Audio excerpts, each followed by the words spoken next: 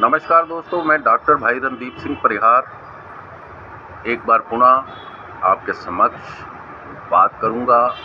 Monsoon जो चल रहे हैं और इन मानसूनों में भारी तबाही हुई है।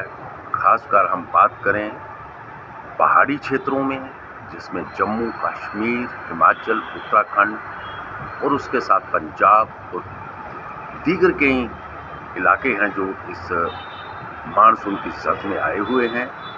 और बात करूंगा जम्मू कश्मीर की, उत्तराखंड, हिमाचल, यहाँ पर रह रह के बादल फटे जा रहे हैं, घरों के घर बह रहे हैं और बेशकीमती जानों का नुकसान हुआ है। आज ज़रूरत इस बात की है कि भारत सरकार और जो राज्य सरकारें हैं, केंद्रीय शासित सरकारें हैं, वो मिलकर इस विपदा से, ये आपदा जो लोगों के सिरों पे आई हुई है,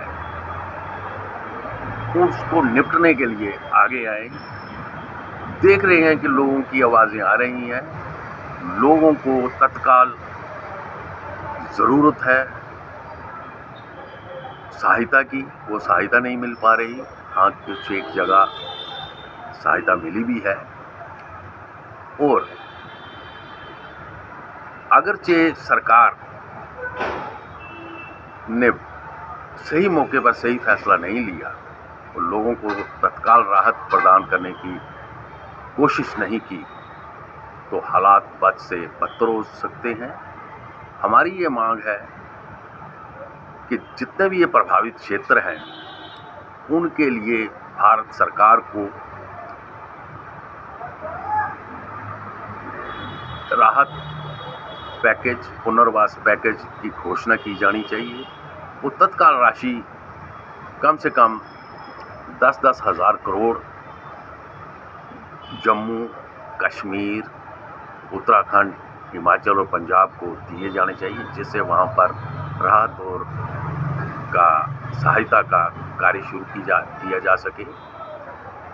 दूसरी बात, जो मचेल में इतने यात्रु मारे गए या वैष्णो देवी में, तो वो सवाल लगातार उठ रहे हैं कि जब बैड वेदर, अनप्लेजेंट वेदर की चेतावनी थी, तो शासन और प्रशासन कहाँ सो रहे थे।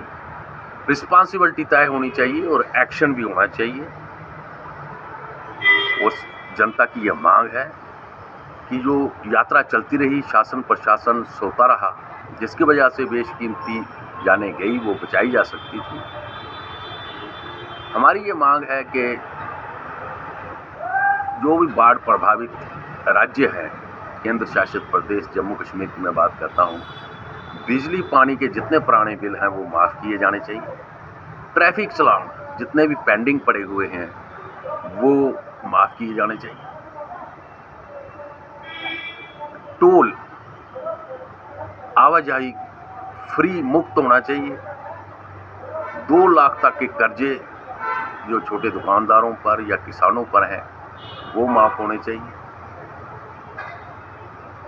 मृतक परिवार के सदस्य को सरकारी नौकरी एवं 25 लाख रुपया मिलना चाहिए। और चाहे जिसका जितना भी नुकसान हो, उस नुकसान की भरपाई करने के लिए भारत सरकार को आगे आना होगा।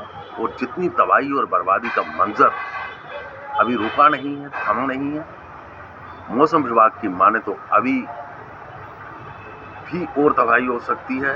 मौसम खराब है, इसलिए लोगों के लिए उनके राहत सामग्री पहुंचाने के लिए, उनकी सहायता के लिए सरकार को युद्ध स्तर पर इस राहत योजना को चालू करना चाहिए।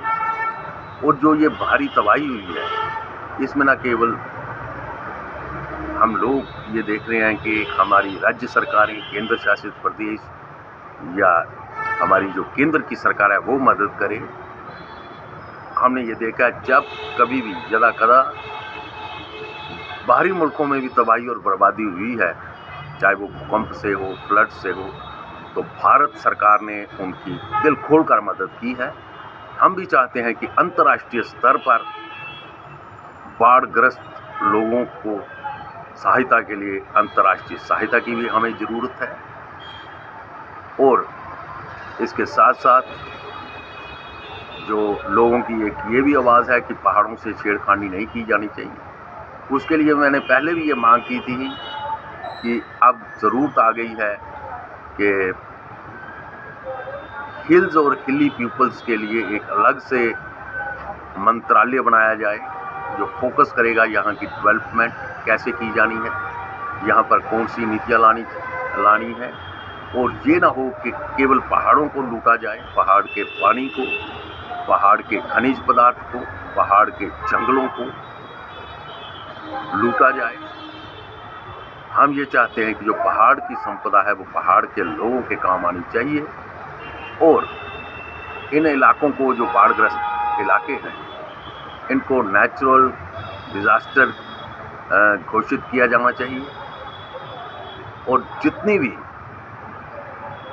सियासी दल हैं, सोशल ऑर्गेनाइजेशन हैं, मैं उनसे कहूँगा कि कोई ऐसी बात ना करें, सब मिलजुल कर जो लोग इस विपदा में फंसे हुए हैं, जिनके सिरों पर ये विपदा आई हुई है, उनकी मदद के लिए आगे बढ़ें और भारत सरकार पर दबाव बनाएं कि वो इमीडिएटली रिलीफ एंड रिहैबिलिटेशन का जो पैकेज है जम्मू के लिए, कश्मीर के लिए, हिमाचल के लिए, उत्तराखंड के लिए, पंजाब के लिए और अन्य भागों के लिए जहां भी ये विपदा आई हुई है, उनके लिए राहत पैकेज की घोषणा करें।